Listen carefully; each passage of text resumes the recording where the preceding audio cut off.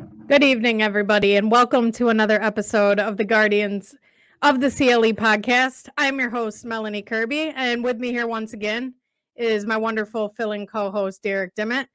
And Derek, I feel like this is going to be one of the more upbeat episodes that we've had lately, as we're going to talk about a Guardians win. Yeah, finally, it feels like it's been a month or so since we've had, a positive Guardians podcast, but here we are and we're going to hit the ground running. Yeah, it's kind of like what we've been preaching on this podcast, right? Like, let the kids play. You know, I feel like one of the more frustrating parts of the season up to this point is we're watching Miles Straw and Ahmed Rosario and Cam Gallagher and now Cole Calhoun, like guys who just don't really have a future on this team. And they're blocking the opportunities to get a look at guys like Brian Rocchio and Jose Tena and things of that nature. Um, so we got to do that today. I mean, we don't win this game without Brian Rocchio and Jose Tena, right? I Right. was Definitely. so pumped in that second inning. Like, what a memorable first hit. Yeah, it was just a single up the middle, but like Jose Tena knocked out his first hit and his first RBI all with one swing of the bat. And that's after having a pretty memorable first major league appearance when he came in the game as a pinch runner for Jose Ramirez after the infamous fight with Tim Anderson that we're going to get into in a minute. But another note I had from today's game, Derek, was if Noah Syndergaard can give you that every 5 days, I'm okay with that. If that can be the case, I think you won the Ahmed Rosario trade. Regardless of how well Ahmed Rosario performs in LA, Noah Syndergaard filled an immediate need for you. Because I told someone on Twitter, sure, when Noah Syndergaard's giving up 3 solo home runs a game like he did against the White Sox last week, he looks like he doesn't belong in a major league rotation because he does give up a lot of contact. He's not the Noah Syndergaard he used to be. But we saw today what he is capable of, and that's just limiting the damage early, giving your offense a chance to score. And the guys you have in the minors weren't ready to come up anyways. I mean, Zach Plesac, Cal Quantrill, Hunter Gaddis, Peyton Battenfield, none of them belong in a major league rotation either. And sadly, Joey Cantillo began to struggle pretty mightily with his control down in Columbus. So I'm totally fine with Thor in this rotation if he can give you 5, maybe even 6 innings some days. He is your 5th starter. How have you felt about how he's been performing in these first 3 starts? Yeah, I think you hit the nail on the head. If you're expecting the Thor from, 2019 or 2020 that's going to come in and throw 98 plus, you're going to be disappointed. But like you just said, if he can give you 5, maybe 6 innings and, you know, a fifth starter, that's pretty much what is expected, nothing more. Give him 5, get to the bullpen and, you know, that's that's what he's done so far and he's looked good.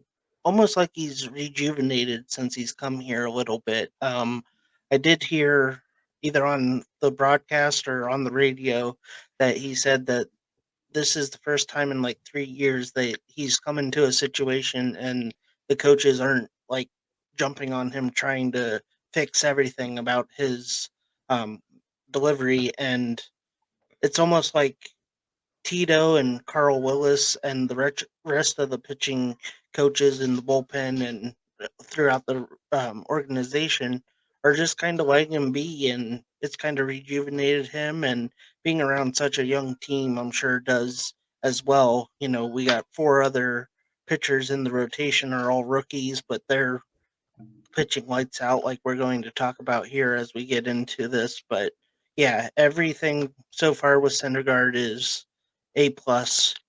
And like you said, regardless of what Rosario does out west, it's a win because of what he's doing and making this rotation, giving them veteran leadership as Bieber's out, but also coming in every fifth day and doing enough to put them in a position to win.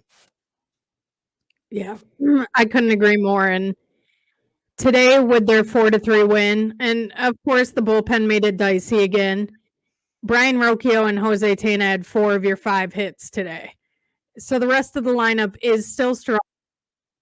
But again, I feel like every game we play, I feel like you're getting answers. And what I'm seeing is the outfield definitely still needs help. I don't think you can have Miles Straw, Will Brennan, and Stephen Kwan as your outfield, but I'm going to get more into that in a minute too. But again, the volatile bullpen, right? Noah Syndergaard gives you 5 2/3. He started to run into some trouble in the 6th, which is kind of to be expected. And then again, I guess it's Enil De Los Santos is like the reliever of the month to just lose his shit. He didn't record an out today in the 7th. Gave up 2 runs, 3 hits before getting pulled for Trevor Stephan. He needed 30 pitches to get out of the inning. So your 2 relievers threw 50 pitches in the 7th inning. It was dicey, but they bent, but they didn't fold. And that's what matters here. You got the win. You earned a series split against a good Blue Jays team. While Minnesota lost the series in Detroit, they lost 3 out of 4. So you picked up 2 games in the standings. And they needed this at home before heading down to Tampa Bay. We all know what Tampa Bay can do. They're going to be facing Aaron Savali tomorrow night. I think emotions might be a little bit high. And, you know, it's no secret. The young Guardians went into full meltdown mode after the trade deadline. We know they looked abysmal in Houston, got no hit. And then you come back home, you think you're going to beat up on the White Sox a little bit, and they came to play. Give them credit. They got nothing to play for, but they got young guys up there now who are trying to make a name for themselves. And obviously, I was pumped. Like, Derek, I don't know how you felt, but when I saw that Jose Tim Anderson fight Saturday night, I was like, this is it. This could turn your season around. Like when you have, and it sounds so silly and cliche, but you have a whole team rallying around your best player who never gets upset about anything. He notoriously keeps his cool, but he had it with Tim Anderson. And we saw he put him right to sleep on UFC night. UFC Nashville's going on, and Jose might have had the best right hook of the night. Knocked Tim Anderson right out. Obviously, the fallout, they lost that game, and then they lost Sunday too. So it immediately didn't provide the spark that I was hoping it would. Obviously, if you've been under a rock, the fallout from that is Tito Clase and Mike Sarbaugh have served their 1-game suspensions, along with Pedro Grifol, the White Sox, the manager, and then Kopech and Gabriel Arias were fine. But Jose is appealing his 3-game suspension. Tim Anderson's appealing his 6-game suspension. And I don't know, Derek, what is that? Like 3 for initiating the fight and then 3 for getting knocked out? I wonder if that's how they got to the 6 for TA. Yeah, I'm not sure of the math on that, but yes, even though it didn't result in a win that night and even on Sunday, like you mentioned, it still it showed a sign of life that kind of was missing in this team as after the trade deadline. It felt like they're just going through the motions. You said last week it looked like Quan and Brennan, looked like their dog ran away or something. But yeah, just to see the team come out there, and who was the first one there for Jose, but none other than Josh Naylor, even though he's on the shelf with an oblique injury that may keep him out the rest of the way. Just to see that leadership kind of reinvigorated me as a fan, just to see the team go out there and, it looked like everything had calmed down, and then it was the coaches going at it. But it's great to see even Tito and Sarba, still getting out there and mixing it up a little bit and being there for their young team. And this is a young team, so you know you need that leadership. And if you don't have a lot of veterans on the team, that falls even more on the coaching staff. So it and I think it was more about Tim Anderson the night before with that play that he pushed who was it? Rocchio off. Rocchio off the base, yes, and that whole fallout from that review. And then I think him kind of standing over Jose and not helping him up, just, being a good sport about it, kind of set Jose off. And yeah, it was like you said, there's no direct instantaneous flip of the switch with wins that night or the next day, but it's definitely something that I think in the long run will be good for this young team, and kind of was that bonding moment rather. And you know, I still think that there's going to be fireworks, and even Tom Hamilton, I think it was Sunday, talked about on, I think it's March 8th, these two teams face off out in Goodyear, and he's telling people, oh, you might want to, get tickets to that one before it sells out. There might be some fireworks. And here we are in August, and we're already talking spring training. But Right. yeah, just seeing the team out there and mixing it up a little bit. And you never want fights, you never want injuries, but every once in a while you need a break of the monotony, and that's what Saturday night was, because it set Twitter ablaze. Oh yeah. And like honestly, I was laughing my ass off when I saw that Eloy Jimenez came out of that fight limping out of the pile. I said, no way did this dude just get hurt watching a fight.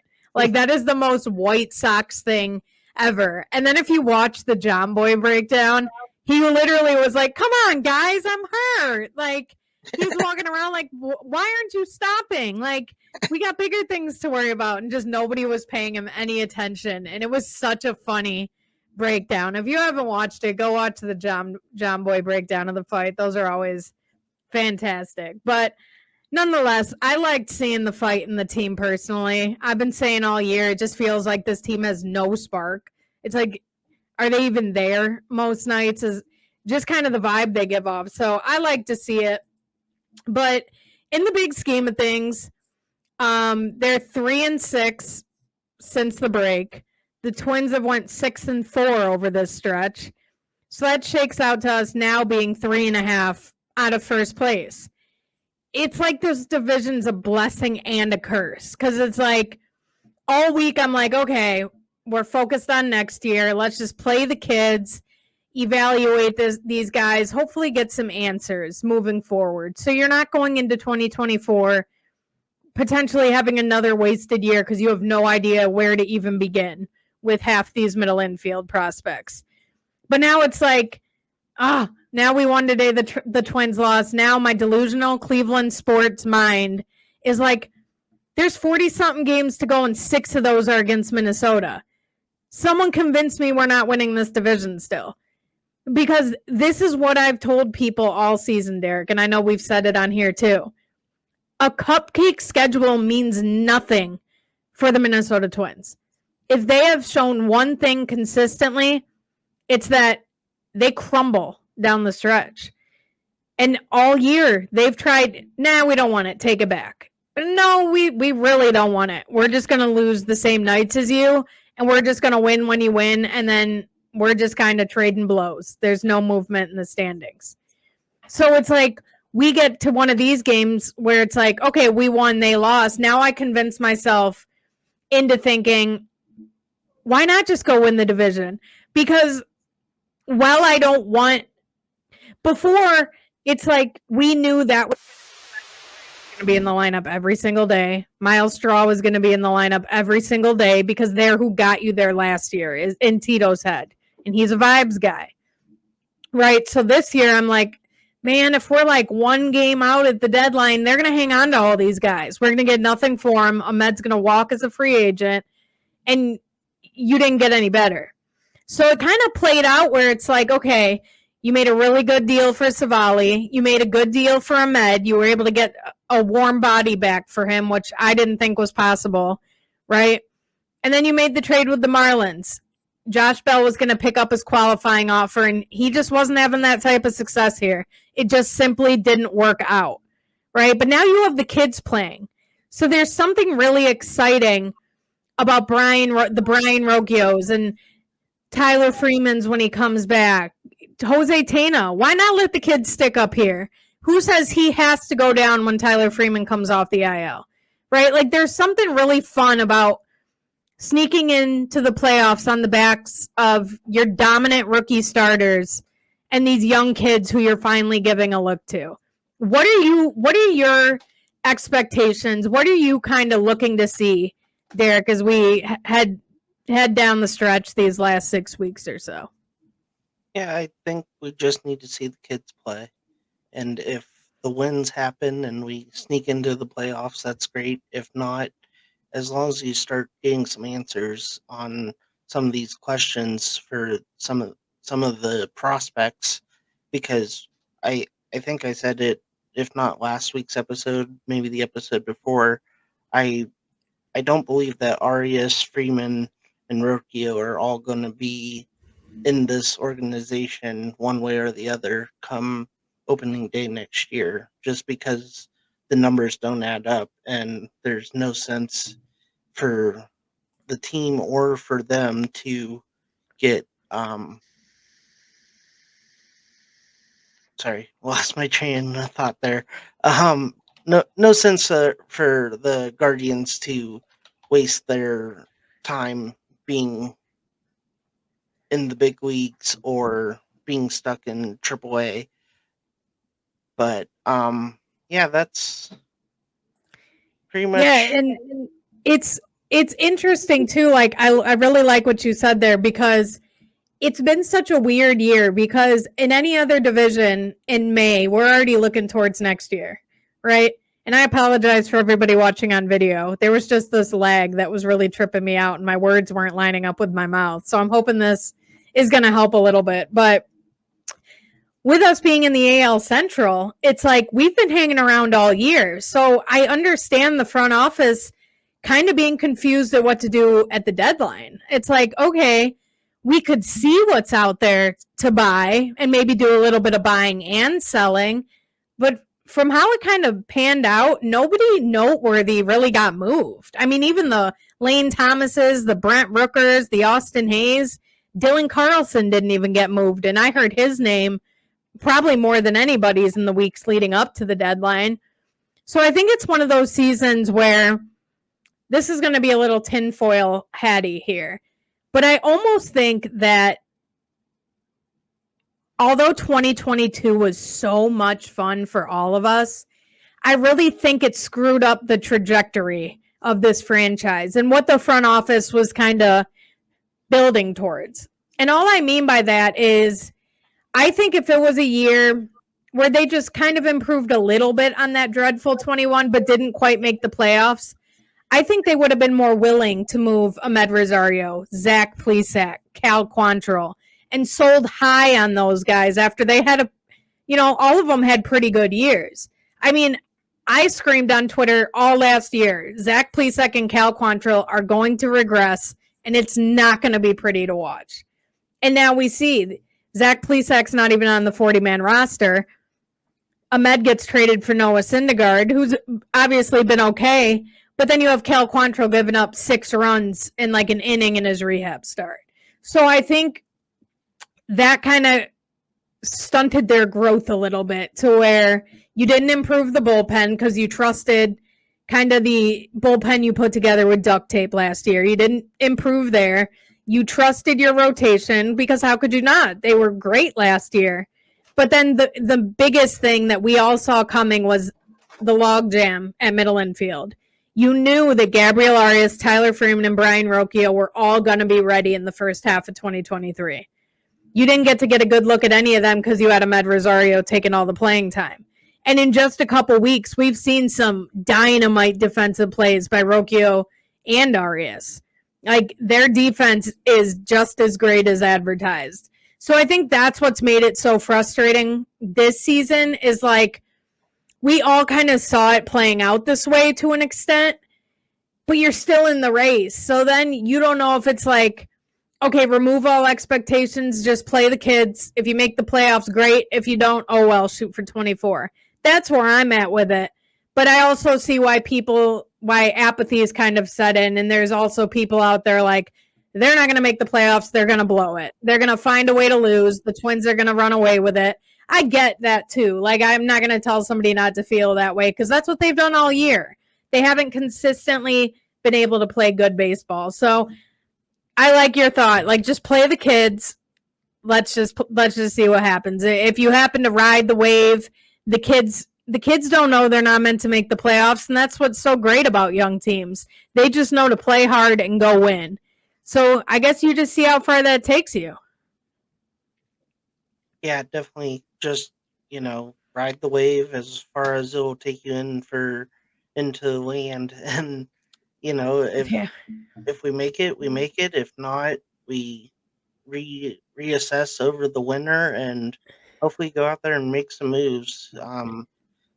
They did add Zunino, they did add Bell, but both of those moves did not pan out either for the Guardians. So it's back to the drawing board this winter. And like you mentioned earlier, I don't think an outfield of Brennan, Straw, and Quan is going to get you where this team wants to go. Right.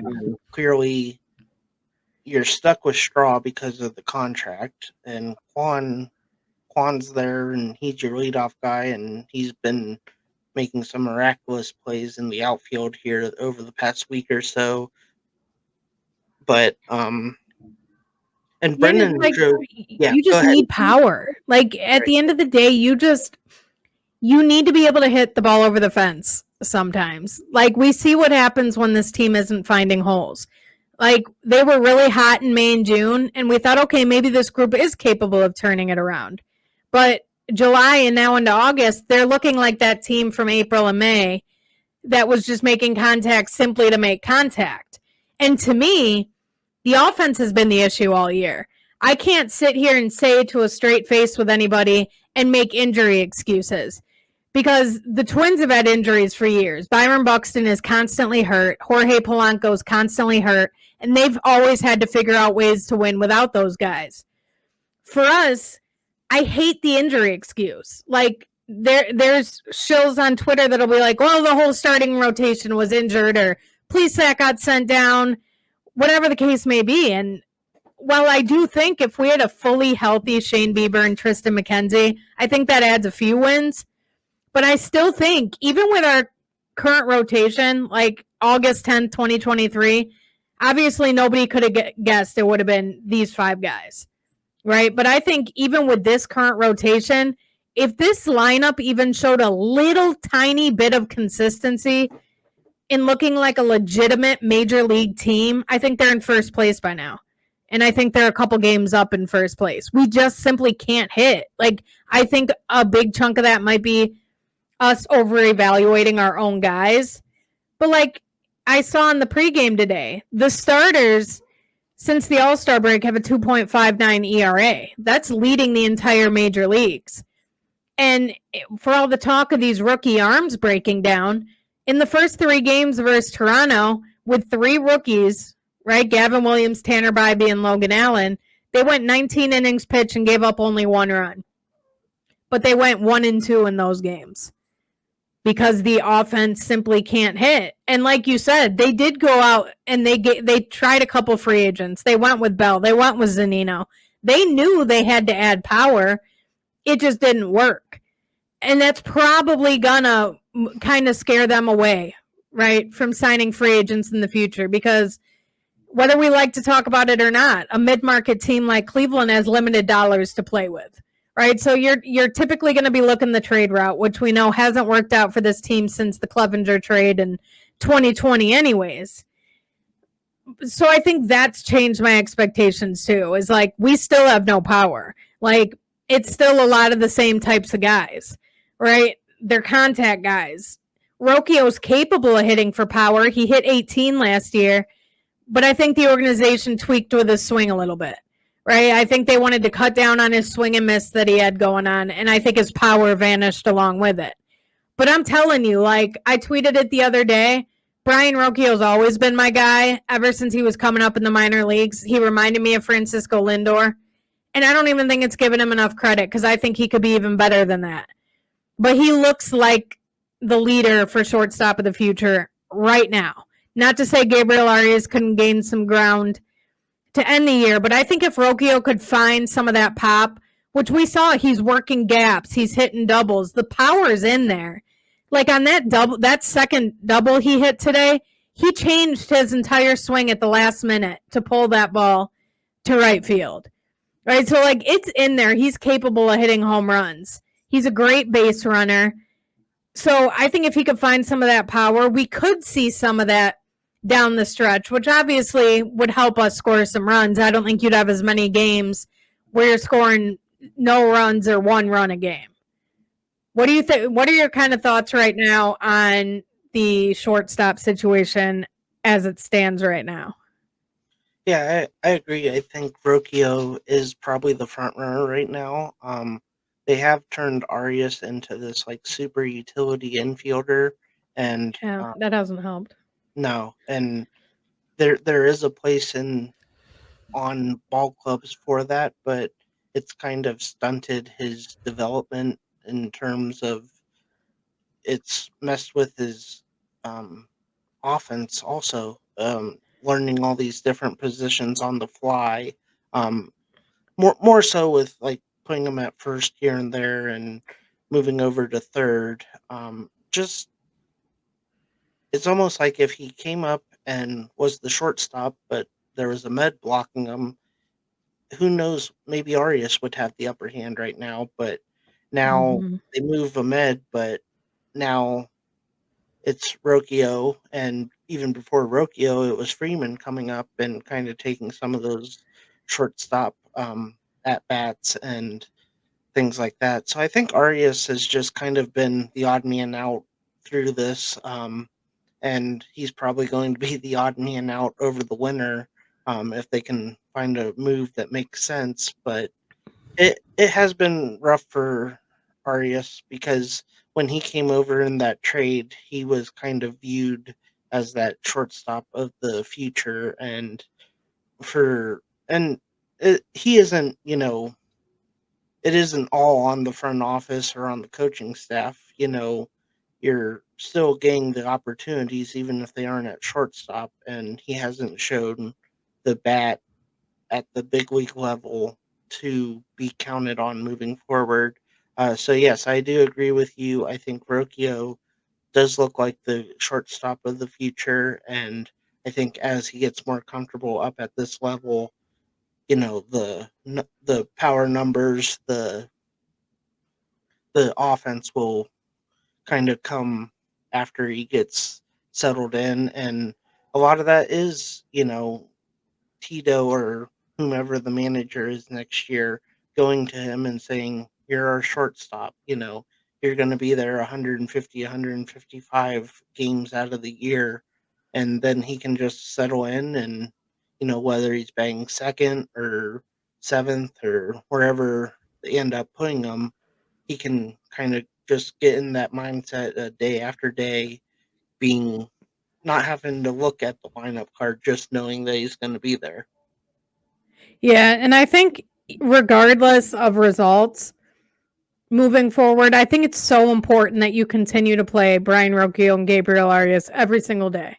And there's enough flexibility with this roster now that Josh Bell kind of isn't cemented in that DH spot and Naylor's on the IL. I think you do have some wiggle room with the roster to where you can play Arias and Rocchio every day in those scenarios you just kind of talked about. Jose can DH. Rocchio is able to play third. We know Arias can play short, first, and right. So, like, you can move these guys around, but I know it's been so painful watching Gabriel Arias lately because not only is he struggling to look like a major league hitter right now, but I think he's struggling to think he's a major league hitter right now. And that's been the toughest part to watch because I know how much of a competitor he is. I know he's always been highly touted. And I know it's got to be tough to struggle this badly at the major league level. And I get it. I think you do have to pin some of this on management or the front office or whoever it was that thought it'd be a good idea to bring Gabriel Arias up here and sit him for so long. Like him and Freeman, the usage has been maddening. And I think it's tough for a guy like Gabriel Arias. I think he needs consistent reps, so he can kind of get in a groove a little bit. But my major concern with him has always been, can he make enough contact to be a major league hitter? And there's no denying when he does make contact, he hits the ball really hard. And there's no denying his defense. He's an outstanding defender. And just kind of looking into the advanced metrics a little bit more, it's showing what the eye test is telling us. He's just simply not making contact in the zone at a high enough rate or on the edge of the zone. He's in the bottom third of the entire league of guys with more than 200 plate appearances and making contact on pitches in the strike zone. So he's not chasing a ton. He still has a good eye at the plate, and he's still taking his walks. It's getting him to shorten that swing or work on his mechanics to get to a place where he's able to barrel that baseball in the zone and do damage with it. Because for him, exit velocity is not the issue. And we heard Josh Bell talk the whole first half, like, my launch angle, like the point where I'm hitting the ball is just not right. Like there was something with his swing. I think we're seeing kind of that same thing with Gabriel Arias. And I think at this point he's pressing too. Like, oh shit, now you got Brian up here. He's coming for my spot. Now I'm feeling like I'm kind of in a competition with this dude. Like one of us is going to be the shortstop of the future. So I don't know if he's just having trouble picking up the ball out of the pitcher's hand or if his swing's just kind of out of whack. But he just doesn't look like a major league hitter right now. And I was kind of against what most people were saying. I was good with him getting a day off today. If nothing else, I think he kind of needed a mental reset, just kind of by his body language lately. But Derek, this was telling. So the deadline was about 2 weeks ago. So in the last 2 weeks, Gabriel Arias has played nearly every day. He's gotten a couple days off here and there. But in the last 2 weeks, he's slashing 216, 256 OBP, and a 351 slugging. He's 8 for 37 with 16 strikeouts. So the stats kind of back up what our eyes are telling us and what the advanced data is telling us, that he's just not making contact at a high enough rate right now. Yeah, that strikeout number is very alarming. You can't be trusted in a major league lineup if you're striking out nearly 45% of the time you're stepping into the batter's box. And the ones that maybe can get away with that are the ones that are hitting home runs, Right. when they are making contact. But like you said earlier, this team doesn't hit home runs, so out of you pay for that. But yeah, and that's gonna probably be the writing on the wall for Gabriel Arias in a Guardians uniform, just knowing that Freeman and Rocchio can at least give you better at bats. That's something that when you're a team that doesn't have that power, you need those guys to get on base, steal a bag, as we saw last year, Guardians baseball, get them on, get them over, get them in. But if you're striking out at that rate, you aren't getting on base to be advanced over or brought in on a base hit. So yeah, that's Gabriel Arias in a nutshell, more or less. But let's go ahead and take a look at the outfield. We've kind of beat the infield into the dirt. No pun intended. But yeah, we kind of mentioned earlier, kind of talking about Quan, Brennan, and Straw. But go ahead and transition us there to the outfield. Yeah, so I mean, right now the outfield's kind of having similar problems to the infield. With Josh Naylor not in the lineup, Jose's slumping right now, probably in big part because Naylor's not behind him protecting him. But you're not getting any help from your outfield, and it's kind of been that way all year. We've seen Quan hit a few homers, which I think is fine for him. If he can give you 8 to 10 homers, I think you're in a great place in left field. Obviously, we know he plays Gold Glove defense. He's a tremendous leadoff hitter. He takes pitches. He gets on base at a pretty decent clip. So I'm happy with him there. But I think we're starting to see the real Will Brennan. And that pains me to say because I love Will Brennan, the player, and I love the way he plays the game. And he would be my choice to keep as the fourth outfielder. But to me, I think you have to move one of Will Brennan and Miles Straw. And you keep the other as your fourth outfielder. So that's kind of leaving you two holes to fill. Obviously, we know we have some promising young outfielders coming up throughout the system. George Valero was ranked number 11 in the updated midseason prospect rankings that Baseball America released tonight, which is a pretty big drop for him. And we know he's been hurt for most of the year. Got suspended for that fight down in Columbus, and he's just never really got in a groove. He's never really got rolling. And I think if he were having a normal George Valera type season, we'd see him up here by now. And I think there would be more pressure to decide between guys like Will Brennan and Miles Straw. But Chase DeLauder, I don't know why he's still in Lake County. I mean, it's literally not even a competition for him at this point. He needs to be in Akron.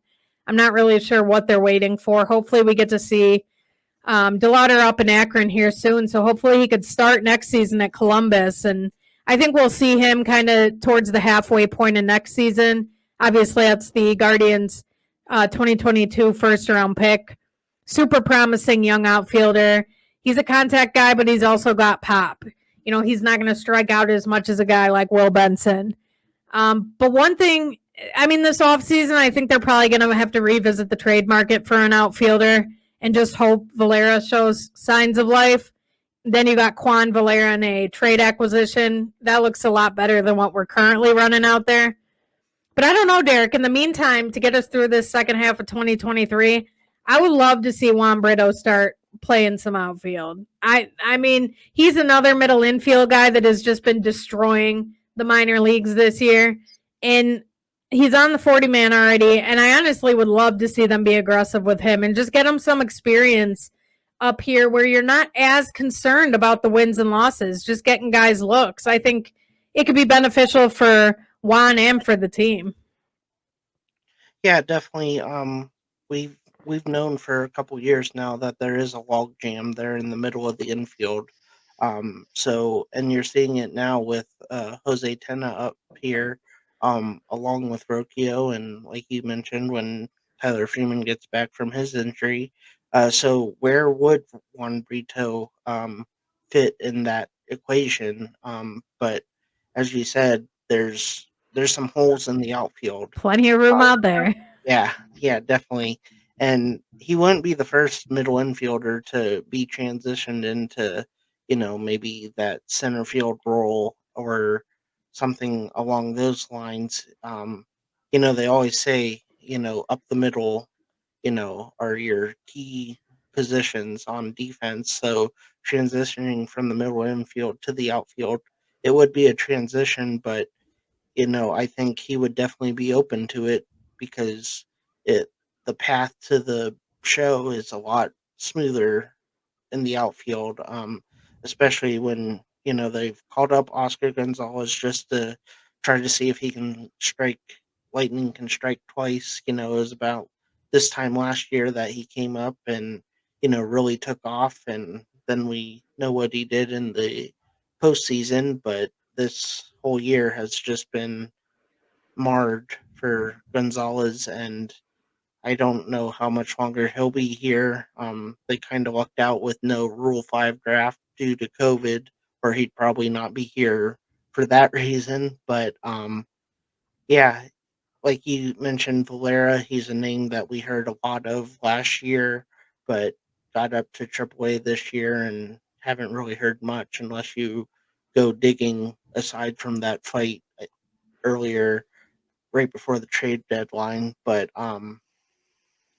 yeah, like you said, you have a few other names, but they're in the lower ranks in the minor league, so they're a year or more from helping out. I think the Straw extension is going to be probably up there with signing Michael Bourne and Nick Swisher as the one of the worst um, moves that this front office has done in terms of contracts on the open market or in extensions, because he is what he is. He's a fourth outfielder at best, and his strength is his speed. And with the advantages that we see with the rule changes this year, definitely thought Straw would be, looking at 40 or 50 steals, and he Yeah. isn't even trying to steal is a big problem.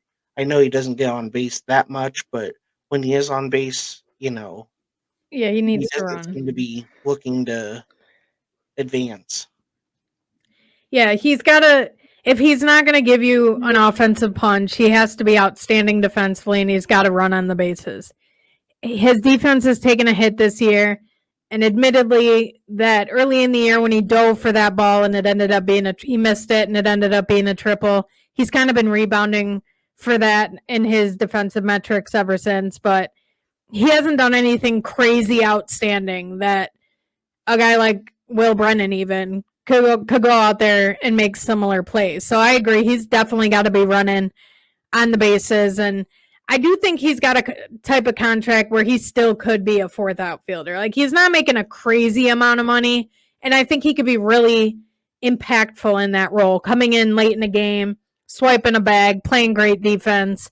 I think that could be valuable. If they just have this tendency to want to make guys something they're not. Back to David Fry hitting righties, Cole Calhoun playing first base, Ahmed being an everyday shortstop in the 2-hole.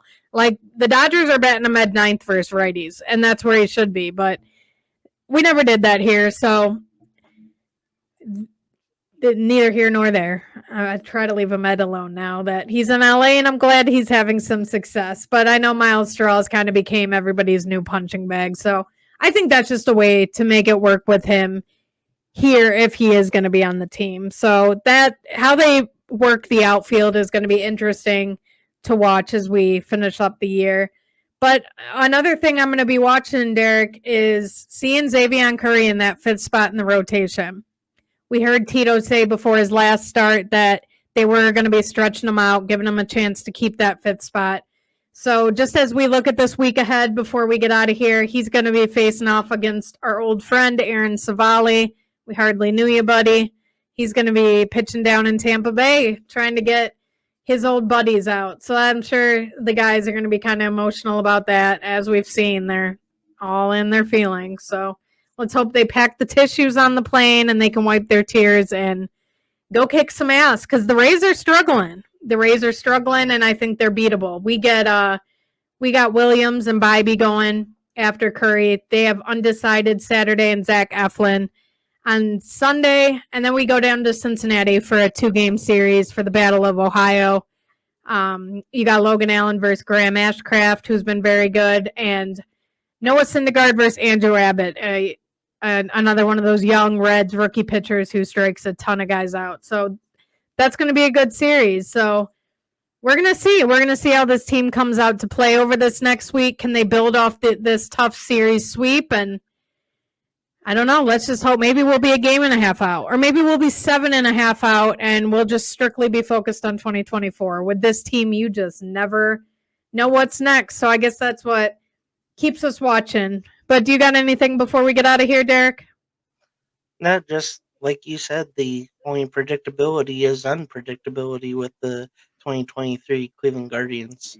Yeah, they have not been our consistency in a world of chaos, that's for sure. But we want to thank everybody once again for listening. Sorry for the kind of late release of the episode.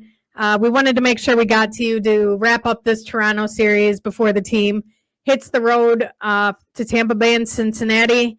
But in the meantime, make sure you head on over to believelandmediallc.com and check out all our podcasts and written content. We got you covered on all the professional sports, college sports now, high school sports, XFL, anything you can think of, we got you covered.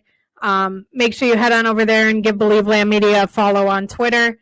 And as always, make sure you're following the Guardians of the CLE podcast at Guardians OTCLE. Over there, you can keep up with all the newest episodes, past episodes, guest announcements, anything else related to the podcast we will be posting over there. So we will see you guys next week. And until then, make sure you stay safe, stay healthy, and don't let the guards drive you crazy. Go Guardians.